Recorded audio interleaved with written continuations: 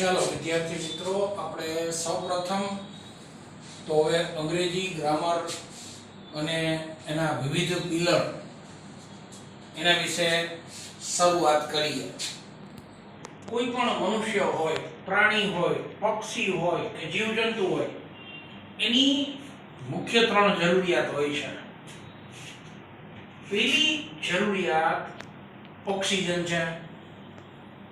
Oxygen વગર કોઈ પણ મનુષ્ય અમુક સેકન્ડ જીવી શકે, પછી તરફડી મૃત્યુ પામે. તો ઓક્સિજન એ કોઈ પણ પ્રાણીની, કોઈ પણ મનુષ્યની અતિ મહત્વની પાયાની જરૂરિયાત છે. બીજા નંબર ઉપર વ્યક્તિને પૂરા પ્રમાણમાં ઓક્સિજન મળે પછી બીજી એની જરૂરિયાત પણ સંતોષાવી જોઈએ. અમુક કલાકો જીવી શકે પણ પાણી જોઈએ. તો બીજી મહત્વની જરૂરિયાત પાણી છે.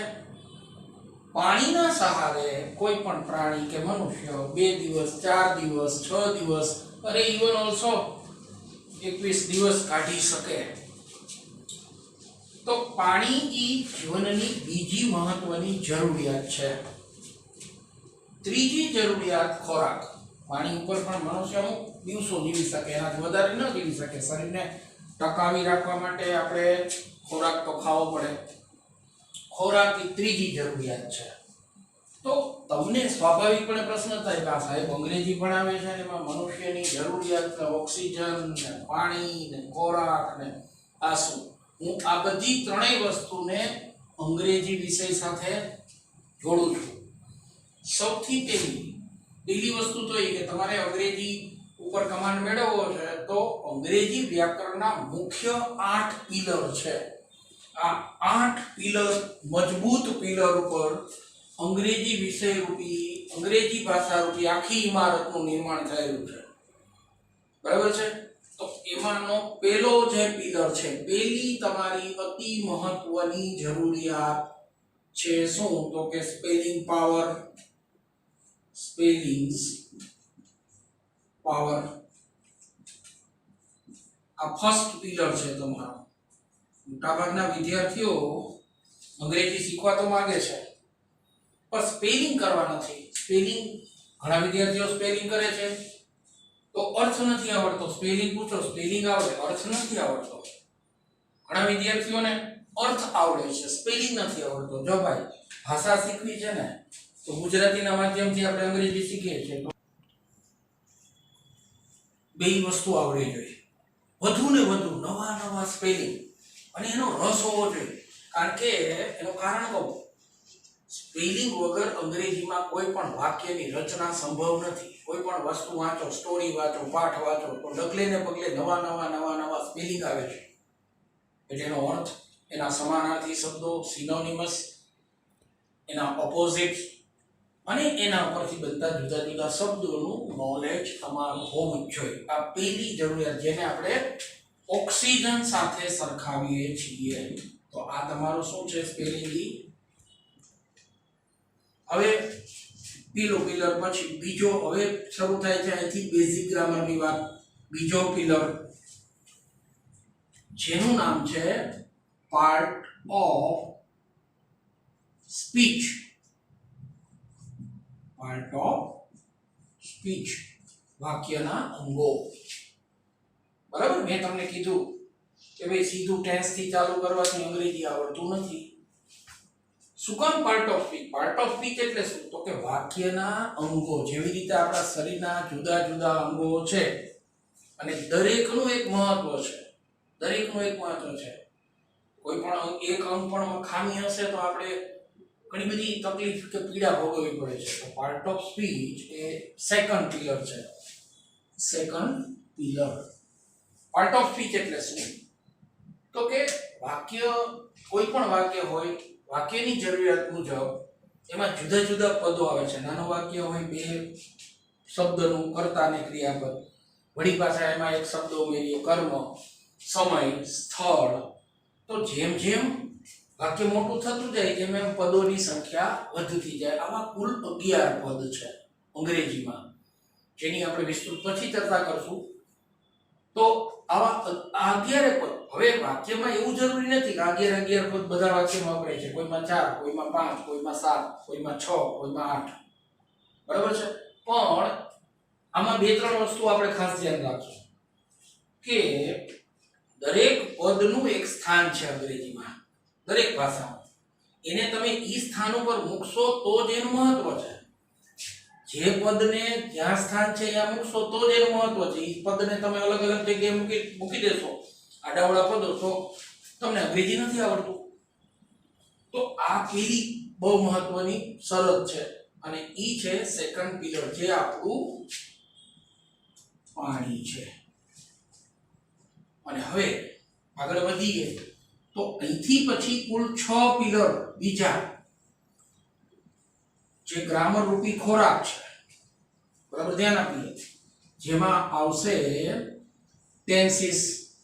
તમે બધા જાણો છો કે ક્રિયાપદ વગર કોઈ વાક્ય બને નહીં. કાળનું નોલેજ, કુલ 12 કાળ છે.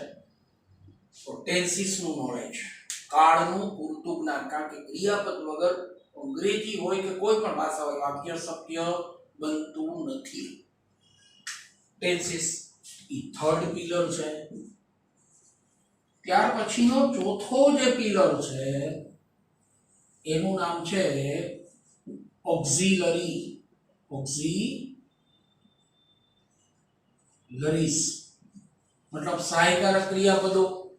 આ સહાયકારક ક્રિયાપદો વગર એક પણ કાળનું સર્જન થતું નથી.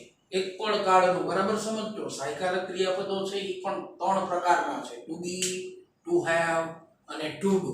પ્રાથમિક સહાયકારક ક્રિયાપદો અને પ્રાઇમરી ઓક્ઝિલરી કહેવાય છે. ત્યાર પછી model auxiliary: can, could, may, might, should, would, must, have to, has to, had to, shall have to, will have to, ought to. તો આ બધા મોડલ ઓક્ઝિલરીઝ છે. તો એક પણ કાળનું સર્જન મેં કીધું એમ ઓક્ઝિલરી વર્બ વગર થતું જ નથી. પરંતુ આપણી તકલીફ છે કયા કાળમાં કયું ઓક્ઝિલરી વાપરવું. તો એની આપણે વિસ્તૃત બહુ સરસ મજાની ડિટેલમાં ચર્ચા આગળ કરશું. તો આ થયો આપણો ચોથો પિલર, ફિફ્થ, ફોર્થ. પાંચમો પિલર, કાળનું નોલેજ આવી ગયું, ઓક્ઝિલરી વર્બનું પરફેક્ટ જ્ઞાન આવી ગયું એટલે તરત જ active and passive voice. Active voice and passive voice. હવે તમને એમ થાય અંગ્રેજીમાં છે ને જેટલા પણ વાક્યો છે એ બે જ પ્રકારના હોય. કાં વાક્ય એક્ટિવ વોઇસનું હોય, કાં વાક્ય પેસિવ વોઇસનું. બે જ કુળના વાક્યો હોય, કાં એક્ટિવના કુળના અને કાં પેસિવના કુળના. જો તમને કોઈ પ્રશ્ન એક્ટિવમાં પૂછે છે તો તમે જવાબ પણ એક્ટિવમાં જ આપશો, એક્ટિવમાં જ આપવાનો. જો વાક્ય કોઈ પ્રશ્ન પેસિવ વોઇસમાં પૂછેલે તો એનો જવાબ આપણે મેજોરિટી કિસ્સામાં પેસિવ વોઇસમાં આપીએ છીએ. તો એક્ટિવ એન્ડ પેસિવ વોઇસ એ આપણો પાંચમો પિલર છે, ફિફ્થ પિલર ગ્રામરનો. છઠ્ઠો પિલર, બરાબર ધ્યાન આપીએ. છઠ્ઠો જે પિલર છે, બરાબર ધ્યાન આપજો. Kinds of sentences. Kinds of sentences according to structure. Structure નહીં પણ expression. તમને એમ થાય કે આ શું? તમે કદાચ આ નામ સાંભળ્યું ન હોય. કાઇન્ડ્સ ઓફ સેન્ટેન્સીસ એટલે વાક્યોના પ્રકારો. પણ વાક્યોના બે રીતના પ્રકારો છે. એક ભાવ મુજબ વાક્યના પ્રકારો અને બીજું એક રચના મુજબ વાક્યના પ્રકારો. આપણે ભાવ મુજબ વાક્યોના પ્રકારો શીખવા છે. 5 પ્રકારના ભાવ દર્શાવતા વાક્યો છે. એસર્ટિવ સેન્ટેન્સ, એને તમે ડિક્લેરેટિવ સેન્ટેન્સ કહો છો. બીજું ઇન્ટેરોગેટિવ સેન્ટેન્સ, ત્રીજું ઇમ્પેરેટિવ, ચોથું એક્સક્લેમેટરી અને પાંચમું ઓપ્ટેટિવ સેન્ટેન્સ. રેડી? તો 5 પ્રકારના ભાવ મુજબના વાક્યો. ઈ આપણો છઠ્ઠો પિલર થયો, 6th. હવે 6 પિલરની આપણે અહીંયા ચર્ચા કરી. 7મા પિલરની વાત આપણે કરીએ. 7મો પિલર જે હું ઉપર લઉં છું, બરાબર છે? આ 7મો પિલર શું છે? બરાબર ધ્યાન આપજો. Kinds of sentences. થોડું આપણે લંબાવીએ જેથી તમે સ્પષ્ટપણે જોઈ શકો. Kinds of sentences according to structure. according to structure. રચના મુજબ વાક્યના પ્રકારો. રચના મુજબ મુખ્ય ચાર પ્રકારના વાક્યો છે. સિમ્પલ સેન્ટેન્સ, સાદું વાક્ય, તમે એને સ્વતંત્ર વાક્ય પણ કહી શકો, મુખ્ય વાક્ય પણ કહી શકો. બીજો પ્રકાર કમ્પાઉન્ડ સેન્ટેન્સ, તમે ભણી ગયા છો જુદા જુદા સ્ટાન્ડર્ડમાં, સંયુક્ત વાક્ય. ત્રીજો પ્રકાર કોમ્પ્લેક્સ સેન્ટેન્સ, સંકુલ વાક્ય. અને ચોથો પ્રકાર મિક્સ્ડ સેન્ટેન્સ, મિશ્ર વાક્યો. આ ચાર પ્રકારના વાક્યના રચના મુજબ જે વાક્યો છે, અંગ્રેજીની શરૂઆત અને અંગ્રેજીનો એન્ડ આના ઉપર છે. આખું અંગ્રેજી કમ્પ્લીટ કોઈ પણ સ્ટાન્ડર્ડનું હોય એનો આધાર આ છે. હવે તમને પૂછવામાં આવે કે ભાઈ સાદું વાક્ય કોને કહેવાય, તમે તમારામાંથી ઘણા બધાના વેરિયસ પ્રકારના જવાબ આવશે. કો કેમ કહેશે જે વાક્યમાં કર્તા ક્રિયાપદ અને કર્મ હોય એવા વાક્યને સાદું વાક્ય કહેવાય. ના, એની આપણે વિસ્તૃત એક એક પિલરની આપણે પરફેક્ટ પોસ્ટમોર્ટમ કરવાના છે. પેલો લેક્ચર છે આપણો, એટલે આપણે આ પેલા તો આ સમજીએ કે મુખ્ય 8 પિલર ગ્રામરના આપણા અતિ સ્ટ્રોંગ બનવા જોઈએ, સ્ટેપ બાય સ્ટેપ, ધીમે ધીમે ધીમે. આ એકવાર આપણો ફાઉન્ડેશન અત્યંત સ્ટ્રોંગ થઈ જશે, પછી અંગ્રેજી ભાષા રૂપી ઇમારતનું આપણે જેવું સર્જન કરવું હશે ને, આપણી સ્વપ્નની ઇમારત, 10 માળનું મકાન, 12 માળનું મકાન, બહુમાળી સ્કાયસ્કેપર, એનું નિર્માણ કરી શકશું. બહુ સહેલું છે. હવે આ વાત થઈ 7th પિલર. અને હવે છેલ્લે last, direct and indirect speech. તમે બધા ભણી ગયા છો ડાયરેક્ટ એન્ડ ઇનડાયરેક્ટ સ્પીચ. તમે એમ થાય શું કામ શીખવું જોઈએ? ઘણા બધા વિદ્યાર્થીઓને હું હવે સમજાવવાનો છું. હું તમને જે પણ ટોપિક ઉપાડીશ ને, એટલે હું આ ટાઇટલથી ઉપાડીશ. ટાઇટલથી કે ડાયરેક્ટ એટલે શું, ઇનડાયરેક્ટ એટલે શું, ડાયરેક્ટ સ્પીચના કુલ કેટલા ભાગ છે, ડાયરેક્ટ સ્પીચના કુલ અંગો કયા કયા છે, બરાબર છે. પછી ઇનડાયરેક્ટ સ્પીચ એટલે શું. બીજી વસ્તુ તમને હું એ સમજાવવાનો છું કે ભાઈ આનો જીવનમાં શું મહત્વ છે, પ્રેક્ટિકલ લાઈફમાં શું મહત્વ છે. ઘણા બધા વિદ્યાર્થીઓને પ્રશ્ન થાય કે એક્ટિવ પેસિવ શું. આઈ પ્લે ક્રિકેટ, અને પછી આપણે પેસિવ વોઇસ કરીએ કે cricket is played by me. તો આવું તો આપણે બોલતા નથી કે ક્રિકેટ મારા દ્વારા રમાય છે. પણ વ્યવહારિક જીવનમાં એક્ટિવ પેસિવ અને ડાયરેક્ટ ઇનડાયરેક્ટનો આપણે બહોળા પ્રમાણમાં ઉપયોગ કરીએ છીએ. કોઈ મિત્રને, આપણા ઘણા બધા મિત્રોને આમંત્રણ મળ્યું હોય, કોઈ એક મિત્રને ત્યાં પ્રસંગ છે અને આપણને નથી મળ્યું, એટલે આપણા એ સ્વાભાવિક છે એ મિત્રો આપણી પાસે આવે, ચાલો ફલાણા ઠેકાણે આપણે આજે આ ફંક્શન છે, જવાનું છે. બહુ સ્વાભાવિક પણ એવું કહો છો, જરાય પણ દુઃખ વગર કે ભાઈ મને આમંત્રણ આપવામાં આવ્યું નથી. What is this? આ પેસિવ વોઇસ છે. મને આમંત્રણ આપવામાં આવ્યું નથી, માટે તમે જાઓ. સમજાય છે? તો ડાયરેક્ટ ઇનડાયરેક્ટ આપણે મોટા ભાગે વ્યવહારિક જીવનમાં આખી દુનિયામાં 20% ડાયરેક્ટ સ્પીચનો ઉપયોગ થાય છે. 80% પ્રેક્ટિકલ લાઈફમાં ઇનડાયરેક્ટ સ્પીચનો વધુમાં વધુ ઉપયોગ થાય છે. જ્યાં સુધી આપણે કોઈ પણ ટોપિકનું મહત્વ નહીં સમજીએ ને, ત્યાં સુધી આને ખાલી ગ્રામર સમજી બેસું. હવે આના તો 4 માર્ક છે, 5 માર્ક જવા દો ને, નથી આવડતું.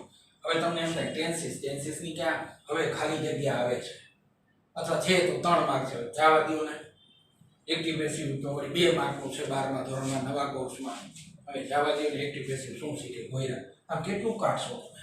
અને તમે જેને કાઢો છો ને એ તમને ખબર નથી કે તમે શું કાઢો છો. અંગ્રેજી કોઈથી નહીં આવડે, ભાષા કોઈથી નહીં આવડે. સમજાય છે?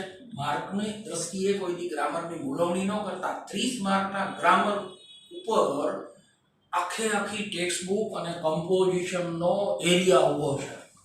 12 માળની, 14 માળની કે 20 માળની ઇમારતના આ બેઝ છે. અને આ બેઝ જ્યાં સુધી તમારા સ્ટેપ બાય સ્ટેપ સોલિડ નહીં થાય ને, ત્યાં સુધી ગમે તેટલા પ્રયત્ન કરો ને મિત્રો, નહીં આવડે. અથવા આવડશે તો એ ખામીયુક્ત હશે, ખામીથી ભરેલું હશે. તમારો કોન્ફિડન્સ જે હોવો જોઈએ નહીં હોય. બરાબર છે? અને બહુ સહેલું છે. તો નેક્સ્ટ પીરિયડમાં આને આપણે 8th પિલર કહીશું. બરાબર છે? આ 8મો પાયો છે. તો આ ધીઝ આર 8 પિલર ઓફ ગ્રામર્સ. ફરીને પાછું ફટાફટ હું તમને કહી દઉં કે 8 પાયાઓમાંથી એક એકને ઉપાડશું. અને તમને જાણી નવાઈ લાગશે, તમારે એક ઉપાડીશ ને એટલે એકમાં ઘણું બધું છે હો. આના ઉપર એક એક પુસ્તકો લખી શકાય, એક એક પુસ્તક લખી શકાય, 25 પેજ, 30 પેજ, 40 પેજ, 50 પેજ ના એટલું આ છે. અને મારે ઉતાવળ નથી કરવી, મારે તમને ગળામાં મગજમાં પરફેક્ટ ઉતરવું જોઈએ. તમે આગળ હવે ભણો ને ત્યારે તમે એમ કહેવા જોઈએ કે આવું અમને કોઈએ ભણાવ્યું નથી. કારણ કે મેં બહુ શરૂઆતના પહેલા લેક્ચરમાં સ્પષ્ટતા કરી કે મૂળથી શરૂ કરવું છે અને અપ ટુ એન્ડ સુધી જવું છે. એટલે હું એક એક વસ્તુ ખોલીશ અને હું ખાતરી આપું 100% કે આ પદ્ધતિથી તમે જ્યારે ભણવાનું શરૂ કરશો અને એના ઉપર કોન્સન્ટ્રેટ કરશો તો તમને બધું સહેલું જ લાગવાનું છે. આવું તો અમે ક્યાંય ભણ્યા જ નથી. આ રીતે ને આ પદ્ધતિથી અમને કોઈ ભણાવ્યું નથી. હું કોઈની ટીકા નથી કરતો, હું મારી લીટી લાંબી કરીશ. મારા બીજા બધા મિત્રો છે, ખૂબ મજાના છે. મેં પહેલા પણ કીધું આ ફિલ્ડ છે ભાઈ, દુનિયા છે, ઘણું બધું સારું ભણાવે છે, ખૂબ સરસ છે. મારે કોઈની લીટી ટૂંકી કરી મારી લીટી લાંબી નથી કરવી, હું મારી લીટી લાંબી કરીશ. સમજાય છે?